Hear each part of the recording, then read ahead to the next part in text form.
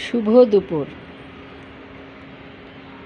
প্রিয় বন্ধুরা, আজকে একটি ক্যালাথিয়ার সাথে পরিচয় করিয়ে দিব। এটা হচ্ছে স্ট্রাইপড ক্যালাথিয়া।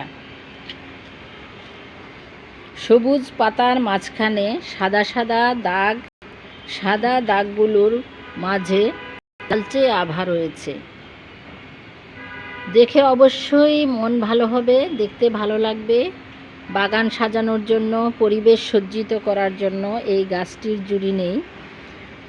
ক্যালাথিয়ার বৈশিষ্ট্য হচ্ছে নিচের গোড়া থেকে চারা হওয়া, গোড়া থেকে চারা বের হয়। যখন ছোট পাত্রে ছিল তখন আমি গাছগুলোকে আলাদা করে করে এভাবে লাগিয়েছি। তখন গাছটার যেমন স্বাস্থ্য ভালো হয়েছে, গাছ বড় হয়েছে, সেরকম দেখতেও সুন্দর হয়েছে। এই পাতাটা সামনের দিকে সবুজ, উল্টো পিঠে এটা খয়েরি কালার, চমৎকার খয়েরি রং।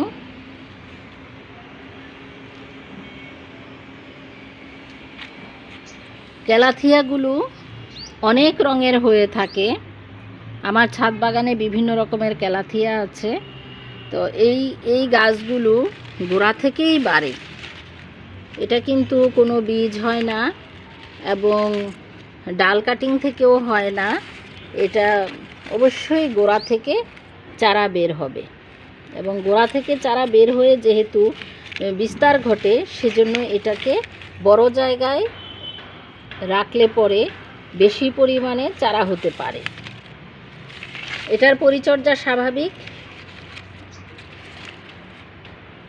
অতিরিক্ত পানি বা অতিরিক্ত পরিমাণে সূর্যালোক না হলেও চলবে, মাঝামাঝি সূর্যালোকে এটা ভালো হয় এবং হালকা রৌদ্র ছায়াতেও এটা হয়। সেজন্য এটা ইনডোর প্লান্ট হিসেবেও ব্যবহার করা যায়। বিশেষ করে বারান্দায় লাগালে ভালো। এছাড়া এটাকে ঘরে যদি রাখেন মাঝে মাঝে রোদে দিতে হবে।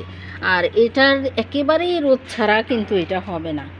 একেবারেই যদি রোদ না পায় তাহলে এটার পাতাগুলোর যে সৌন্দর্য সেটা নষ্ট হয়ে যাবে, এবং এই পাতার যে আসল উদ্দেশ্য সৌন্দর্য বর্ধন করা সেটাও হবে না। এই কারণে এটাকে লাগানোর পরে মাঝে মাঝে রোদ পায় কিনা সেদিকে খেয়াল রাখতে হবে।